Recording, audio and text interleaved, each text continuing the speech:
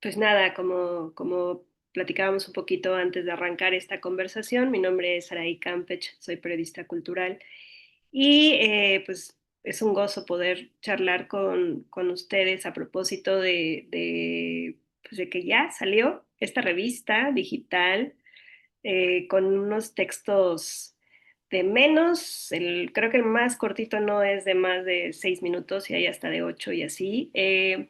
Pues nada, me gustaría que empezáramos a platicar sobre, bueno, primero, Jorge, cuéntame. Al momento de que llega la invitación, va a surgir esta revista, ¿te interesa? ¿Le entras, no le entras? Cuéntame un poquito cómo fue la experiencia y tú qué sentías que podías aportar en un mundo que, como dice la propia revista, de que todo tiene que ser inmediato, de todo es me gusta, no me gusta, ¿no? Y pasemos a la siguiente. Pues cuéntame un poquito cómo fue esa experiencia. Hola, ¿qué tal, Saraí? Pues primero que nada, muchísimas gracias por estar moderando esta entrevista. Yo entré a la Filmoteca en mayo de 2024, eh, justamente para este proyecto. Y pues como lo mencionaba Eric Estrada, mi labor es como editor en jefe. Yo entro aquí junto con el equipo editorial que está conformado por Jorge Micher, Mariana Ceja y Mónica Guzmán. Y pues justamente teníamos una visión muy clara de hacer un proyecto universitario para llevar la crítica cinematográfica a nuevos espacios, ¿no? Entonces, sabíamos desde un principio que queríamos elaborar un proyecto con un rigor académico, pero que también, como mencionabas en la pregunta, regresar a este quehacer de la crítica que poco a poco, pues desafortunadamente se ha ido perdiendo con las nuevas tecnologías, llamémoslo, con pues movimiento que hay en redes sociales acerca de los influencers y todas estas personas que de alguna manera pues participan de la opinión cinematográfica, pero que de cierta manera no eh, mantienen una rigurosidad como la mantendría una crítica o un crítico, ¿no? Entonces un poco la idea partía de ahí, de hacer un espacio de formación universitario para que la gente se acercara y pues se retomara este quehacer desde una perspectiva académica. Super, muchísimas gracias. Y bueno, me gustaría también ahora pasarle el micrófono a Vivian Maite, que es, bueno, estudiaste en la licenciatura en Ciencias de la Comunicación en CEU. Bueno, te gusta la fotografía, participaste también en este concurso, ¿no? de crítica. Y bueno, pues también has participado en tiempo de Filmoteca, o sea, tu mundo ha estado cruzado por las imágenes, pero al ser la fotografía, pues uno de entiendo, tus principales intereses, la descripción de la imagen, que a veces, no sé si les pasará, pero ya batallando entre las multipantallas de la computadora, el celular, pero tu pantalla o si estás en el cine, pues se te pueden ir cosas, ¿no? Entonces tu ojo crítico se coloca ahí al momento de escribir y por eso elegir el texto con el que te presentas en este primer número de la revista. Justo cuando revisé la película, eh, pues me di cuenta que no solamente era como la película, sino que había más. Las propias imágenes que son del pasado y que a la vez fueron una reconstrucción con esto, con la restauración, pues es la importancia de la propia imagen, pero también del cómo vas a releer toda esa época que no conociste, que ni siquiera sabían realmente de quién era el director. Bueno, después se descubrió con la investigación, pero cuando se tiene toda esta película, pues la reconstrucción de la propia imagen y de la propia historia, pues es muy importante. Entonces fue algo que a mí me llamó mucho la atención, que la propia película pues traspasa la historia y se queda bueno, en la restauración. Fue algo muy interesante que encontré y que me gustó mucho. Y bueno, ahora me gustaría que Jorge Demián nos contara su experiencia, porque pues además tu texto sobre Sex Panchitos pues tiene varios comentarios, ¿no? También eso de apelar a la conexión intergeneracional, ¿no? De quienes vivieron en esa época y dicen, ah, sí, claro, se hablaba de ese movimiento y se ponían los pelos de punta, y quienes a lo mejor tu propia generación decían, ¿y esos quiénes son, no? O sea, cuéntame un poquito sobre esas exploraciones y ese entrecruzamiento y bueno, leer los comentarios y ver que a partir de lo que escribes, pues se puede generar una comunidad. Pienso que un poco la función de la crítica es eso, más que una imposición, es como esta apertura de diálogo, ¿no? Al final, cada quien tiene su punto de vista y creo que la labor crítica es, de alguna manera, simplemente mostrar nuevas formas de mirar. Y en ese de mostrar nuevas formas de mirar, creo que se puede también tener esta labor de rescatar o por lo menos volver a sacar a la luz películas, ¿no? Que creíamos a veces perdidas u olvidadas. En este caso, este documental que Sex Panchitos, que se estrenó en Ficunam 15, lo relaciono con una película del 86, que es La Banda de los Panchitos. Entonces, me llama mucho la atención el cómo el cine forja la historia y cómo también se representa. Entonces, de alguna manera nuestra mirada cambia, ¿no? Y es ahí en esas posibilidades que pues develamos como todas esas cosas que se van transformando a lo largo del tiempo, no solamente a nivel de espectador, sino a nivel de creadores también. Eh, y pues nada, trato de relacionar un poco lo político con lo artístico, porque muchas veces lo vemos como algo muy estético, ¿no? Algo alejado de un mundo en donde puede incidir en la realidad, pero siendo documental, pues todavía más se potencializa. Y ahora me paso con Rafael Méndez García, que es licenciado en historia, y me llamó la atención que también, bueno, te interesa la historia, pero también te interesa comer rico con la gente que quieres. Eh, ¿Cómo fue visitar, ¿no? Estos lugares de la Filmoteca que algunos podemos asomarnos, otros no tanto? Y pues justo también descubrir que entre archivos y películas y cintas y demás, pues también se echan sus taquitos y también están ahí como pues generando una convivencia, una familia, ¿no? Y eso un poco también lo cuentas. Hola, sí, gracias. Efectivamente, hay sitios de la Filmoteca de la UNAM que no son ajenos a muchas personas, ¿no? Yo había tenido ya la oportunidad de visitar un poco estos lugares y de conocer a algunas personas ahí, porque fui becario, de hecho, en la Filmoteca de la UNAM.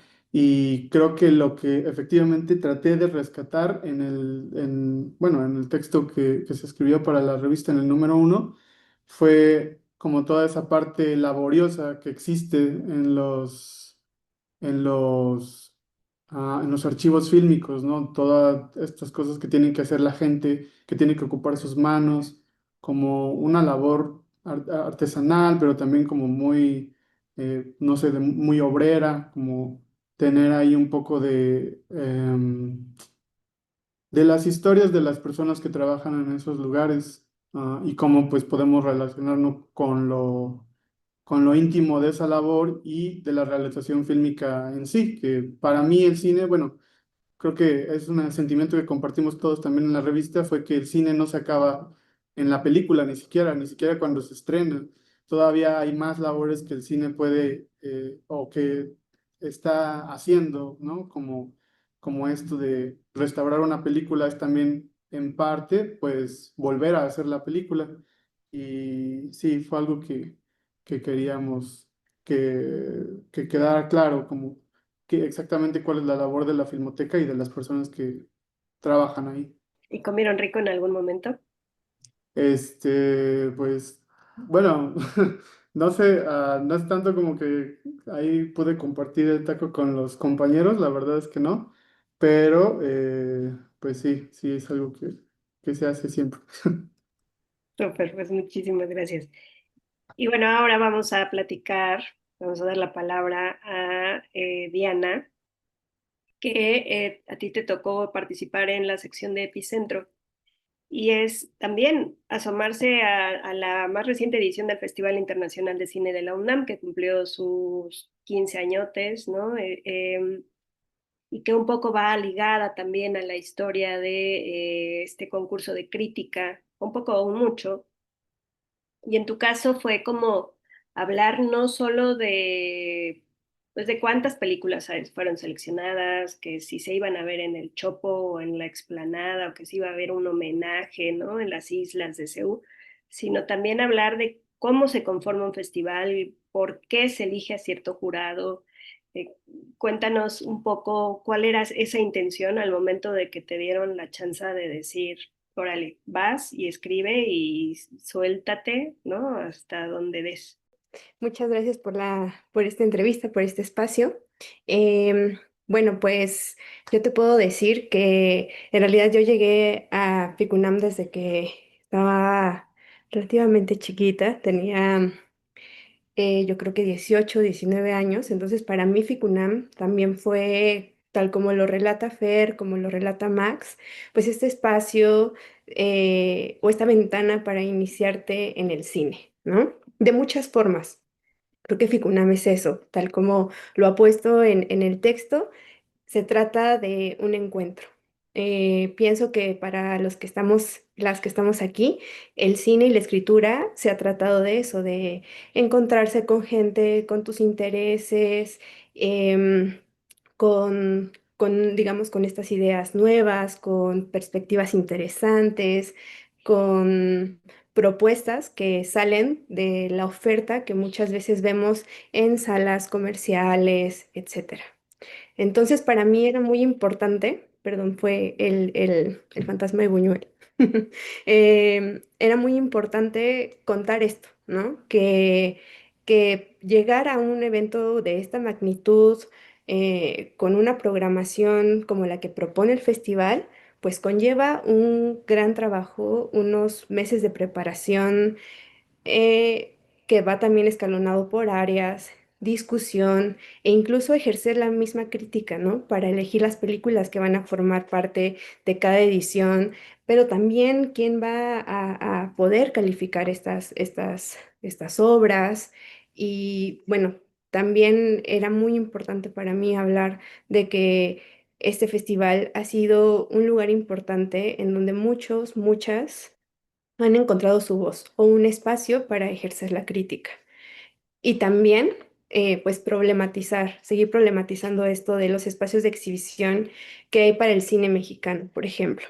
Eso es algo muy relevante. Entonces, eso era lo que quería rescatar, que la gente se pueda sentir libre de acercarse a estos espacios si tienen la curiosidad, porque hay el festival y creo que muchas propuestas de festivales en la Ciudad de México, pues hacen esto, ¿no? Generan una comunidad, te abrazan de distintas maneras, de distintos lugares, para que puedas encontrar, pues, tu propio espacio, tu propio círculo, y reunirte, ¿no? Con estas personas que pueden compartir el mismo interés, la misma inquietud. Y ahora, Camila, bueno, tú estudias lengua y literatura y tu texto, ¿cómo es que decides elegir una serie que nos lleva, ¿no? O sea, bueno, escribe Taibo, pero nos lleva a una ciudad que casi ya no existe. Hay ciertas calles del centro histórico en las que todavía puedes como ubicarte, ¿no? Pero es como un ejercicio de memoria o forzar a la imaginación a ubicarse en ese México donde se desarrolla, ¿no? La historia de Velasco Arán. Cuéntame un poquito, pues en tu caso, cómo fue enfrentarte a la pantalla, a la página en blanco, por llamarlo de alguna manera, y empezar a escribir. Primero, muchas gracias, Saraí, por esta entrevista y por este espacio. Bueno, respecto de Velasco Arán, es una historia bastante interesante porque además el primer número de la revista estaba enfocada en estas otras perspectivas que también tenemos de la ciudad y que el cine y en general las pantallas nos pueden contar también de la historia de la Ciudad de México, ¿no? Al final creo que también el cine encuentra muchas historias y una para cada uno. Y en el caso de estas adaptaciones de contextos históricos que han pasado, se enfrentan nuevos retos. Y se suma también un rechazo casi inmediato a las historias que son adaptaciones de textos, ¿no? De textos literarios. Como estudiante de literatura, pues también sé que es algo que siempre va por delante, ¿no? Aunque sea el sello de un autor tan reconocido como Taibo en la industria literaria mexicana, pues hay como ciertas pausas o ciertos em, resabios de estas opiniones encontradas sobre las adaptaciones literarias.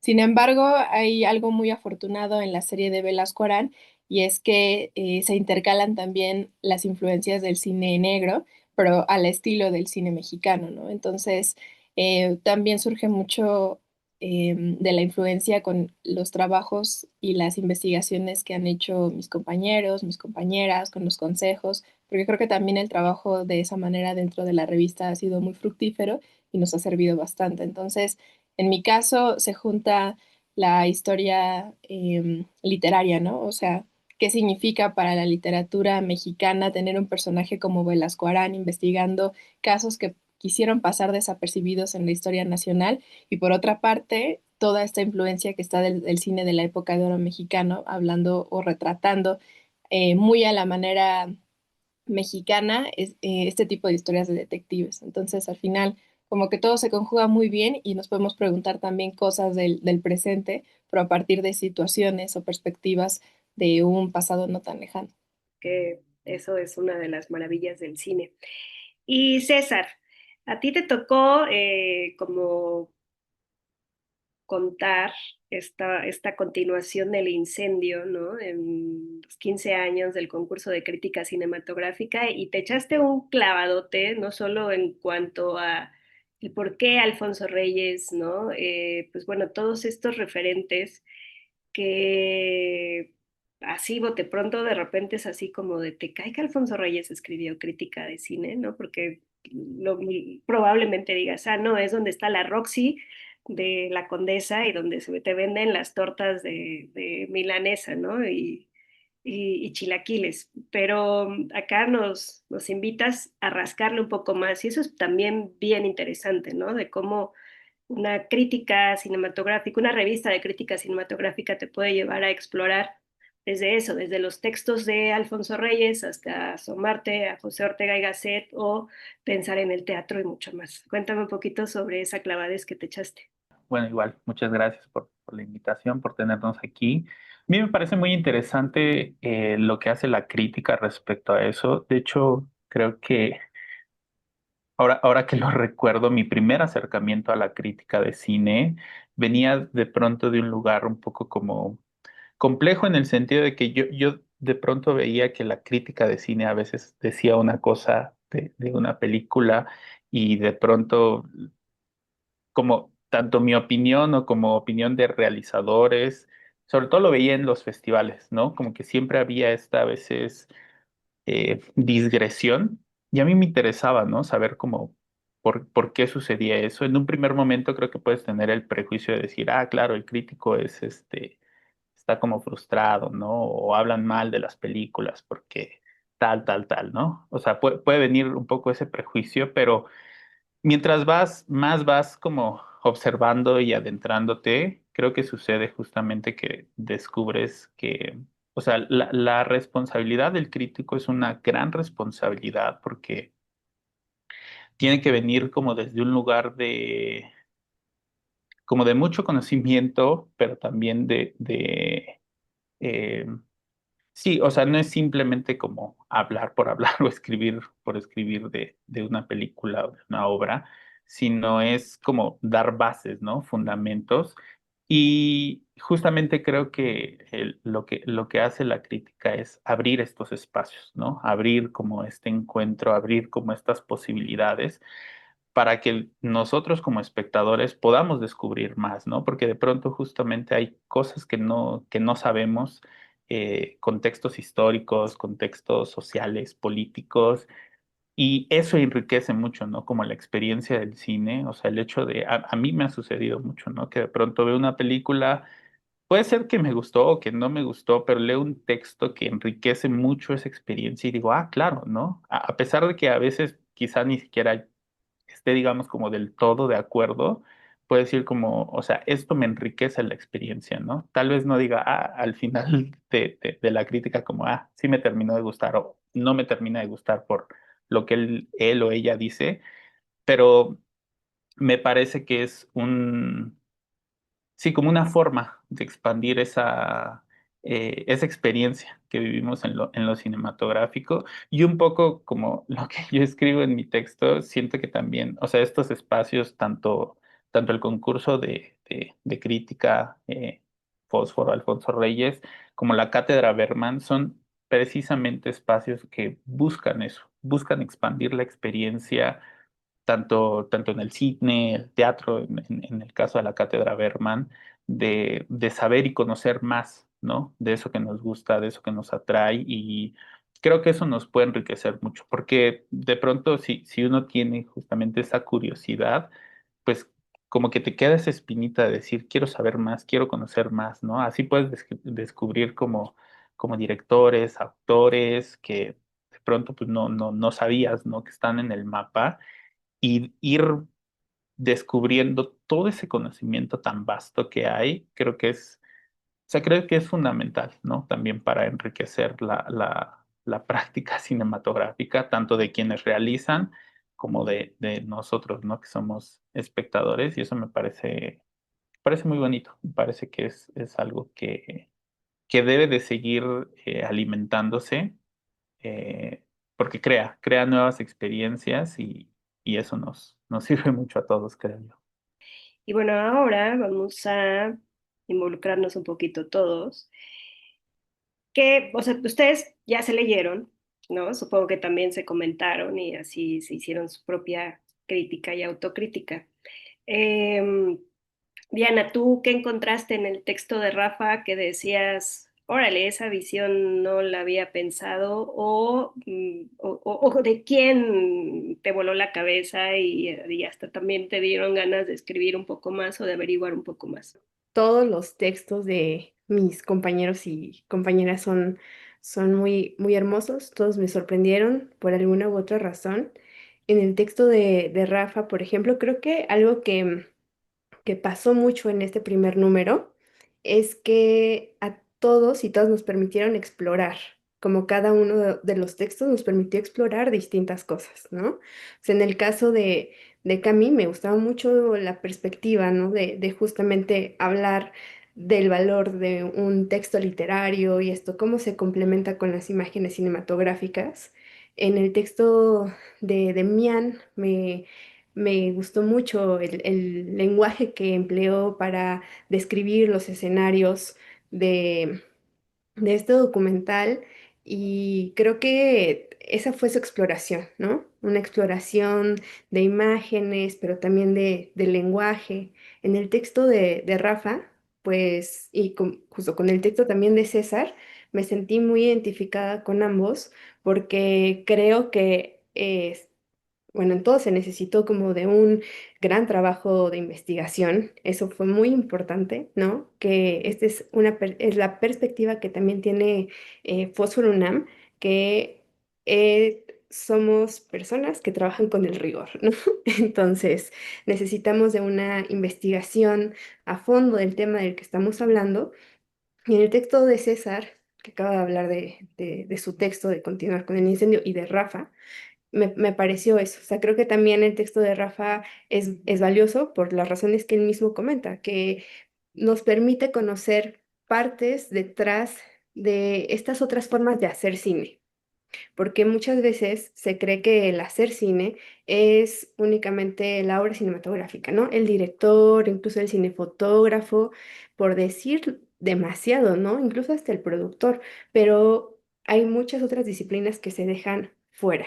Y en este caso, también en el texto de Maite es hablar sobre la restauración y profundizar en el texto de Rafa en cómo se elabora, los espacios, en dónde se hace, el equipo de trabajo, ¿no? Creo que eso es muy importante, ¿no?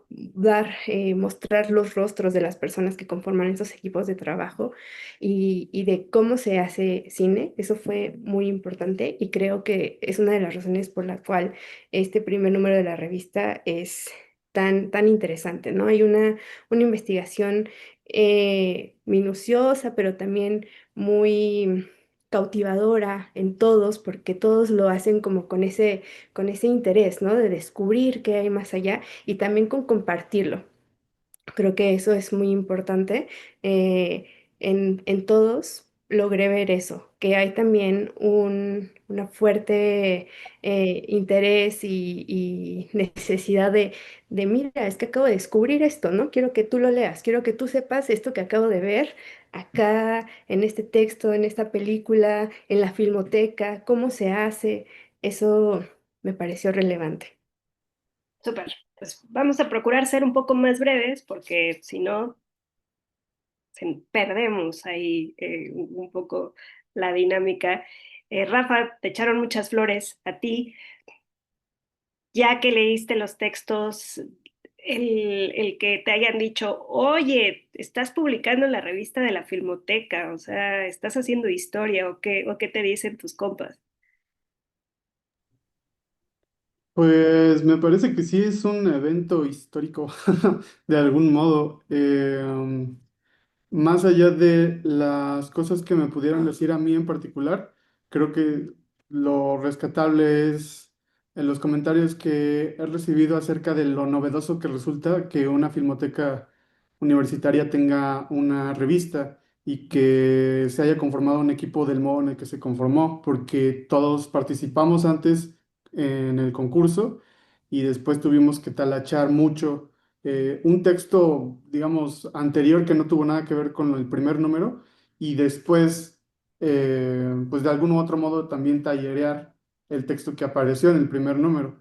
La verdad es que sí es una cosa muy bonita. O sea, creo que a todos nos felicitaron nuestros amigos y nuestras familias y pues yo tengo como mucha expectativa también de las siguientes personas que van a seguir haciendo, que van a seguir escribiendo en esta revista. Súper, muchísimas gracias. Camila, cuéntame, pues tú te estás perfilando ya a, no sé, el siguiente texto, te estás devorando todo lo que encuentras en las plataformas, ya en la Cineteca o en la misma Filmoteca van a ponerle un nombre a tu butaca. Cuéntanos. Es algo muy interesante también porque a propósito de nuestro siguiente número, pues también procuramos no quedarnos solamente con los contenidos que tiene la Filmoteca, si bien es muy amplia, es de las más reconocidas en Latinoamérica y a nivel mundial por los largometrajes que tiene restaurados, pero también por la oferta novedosa, ¿no? Es decir, todas las producciones, no todas, pero sí gran parte de las producciones mexicanas y latinoamericanas llegan también a nuestras salas.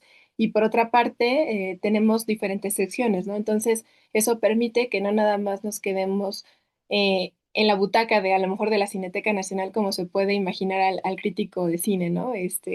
Como alejado de lo demás o solamente viendo las películas más exquisitas y experimentales, sino que también tenemos esta intención de acercarnos al cine y a las producciones mexicanas como las series, ¿no? Pero también al cine que se está produciendo en otros rincones, al que ya se ha hecho, al que ya se ha comentado, pero que se le puede dar una nueva perspectiva. Entonces, actualmente nos encontramos ahora en la elaboración de los textos del siguiente número y creo que también es bastante atractivo porque no solamente vamos a hablar de películas, sino también de festivales, entrevistas a realizadores y justo en esta perspectiva de no hablar solamente de, a lo mejor de quien dirige la película, que es también quien suele llevarse todos los créditos, hablar de quienes se encargan del montaje, de guionistas, de estas partes de la distribución, que también se habla muy poco. Entonces esperemos que los siguientes números nos den ese espacio para nombrarlos a todos, que son igual de importantes en la elaboración y en la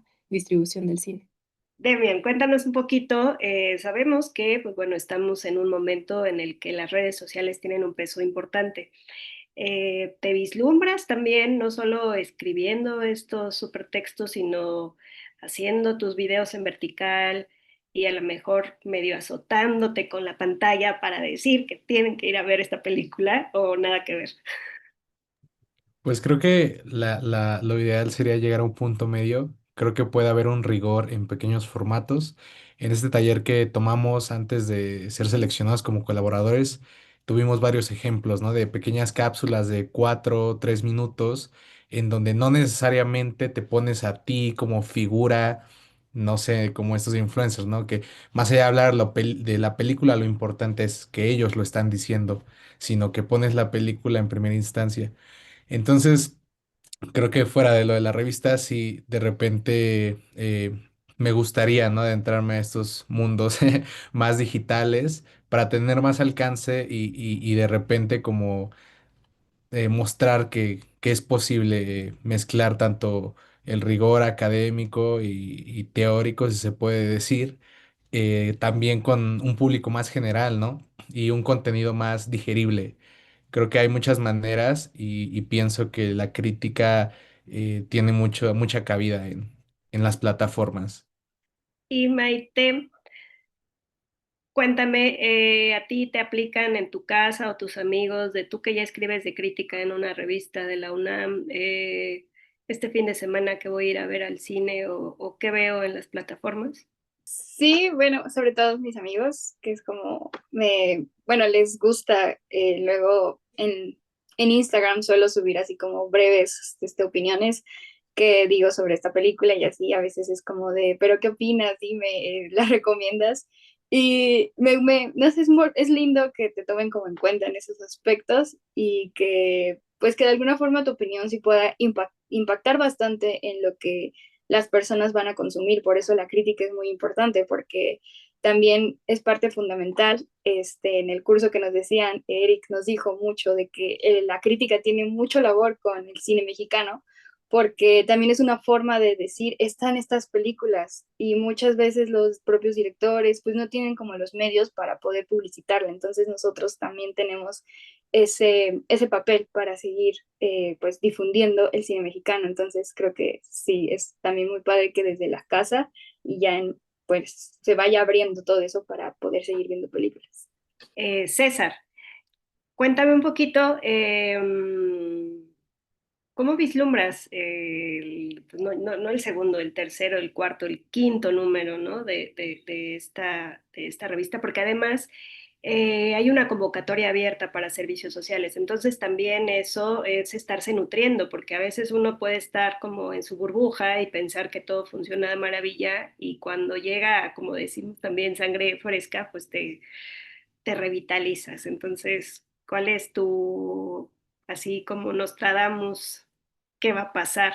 Yo creo un poco como decía Rafa, la verdad me emociona. Yo auguro que le va a ir muy bien a a la revista. Me parece que es un gran proyecto y sobre todo el hecho de que haya esta convocatoria y que haya la intención de tener voces jóvenes me parece como muy importante porque de pronto creo que se puede pensar, ¿no? Que esta labor puede ser como para gente más grande o para gente más experimentada, pero también como dices, creo que pueden sorprendernos mucho las voces jóvenes. Como con todo el impulso que tengan, con todas estas ideas y que tengan un espacio para poder explorarlas, para poder trabajarlas, para poder hablar del cine que les gusta, del cine que también no les gusta, me parece como una gran labor y creo que vamos a estar todos muy al pendientes de lo que suceda y de las cosas que escriban y de las cosas que nos recomienden, porque sí, me parece que es muy emocionante y bueno, digo, eventualmente nosotros también haremos esa transición con ellos, entonces también me emociona eso, como conocer quiénes van a ser esta siguiente generación y ver, ¿no? ¿Qué podemos aprender también de ellos? Creo que eso es muy importante. Em, ¿Cuál es la invitación al público, a los lectores, en tanto a decir, no se espanten cuando vean tiempo de lectura 8 minutos? Que digan, ¿y dónde está la película del momento, ¿no? O sea, ¿dónde está la crítica de esa que está en 16 salas en un mismo complejo de cines, ¿no? Pues justamente Fósforo se pensó desde un principio como una alternativa para el cine que se exhibe en salas mexicanas. Es decir, eh, lo que nosotros queremos hacer es tener una visión distinta a las películas que comúnmente se exhiben, ¿no? Y creo que lo más atractivo de Fósforo y lo que me gustaría que las personas supieran es que esta es una apuesta pues colectiva y a largo plazo, ¿no? La idea es que sea un espacio de formación en donde la gente se vaya expresando y se vaya pues con una perspectiva distinta sobre las propuestas que estamos criticando. Eh, la idea justamente es hacer una revisión a material que esté disponible, ya sea en plataformas digitales o en salas de cine, para que también pues puedan acceder a ellas y no sea como una crítica a una película que pues no se puede ver en ningún lado, ¿no? Entonces creo que eso es importante y también saber que la crítica pues es una labor muy artesanal, es una labor que, como decía Demian, no intenta ser impositiva, sino todo lo contrario, intenta construir puentes entre ya sea el crítico y el lector, o el crítico y el director y el público al mismo tiempo, y crear conexiones, ¿no? Que las personas no se queden con una visión unilateral de la película o el material fílmico que estén viendo, sino que se den cuenta de que a una película, a una serie, a un evento cinematográfico se le puede entrar por muchos lados y que no necesariamente hay una última palabra sobre tal evento, ¿no? Entonces sí invitar a las personas que estén al pendiente de todas las convocatorias y que no se pierdan las nuevas entregas, los nuevos números. Muchísimas gracias por haber compartido un poco de sus vivencias, de lo que escribieron, de lo que están pensando hacer. Y pues nada, le seguiremos ahí la pista. Están en Instagram, ¿no? En Fósforo UNAM, también en X, en Facebook y la revista fósforo.filmoteca.unam.mx para que puedan leer esto que hablábamos de lo mismo de Velasco Arán, pero también de la preservación de los acervos de la Filmoteca, de todo lo que está guardando y seguramente pues nos los vamos a encontrar en el cine y pues ahí compartimos experiencias. Muchísimas gracias.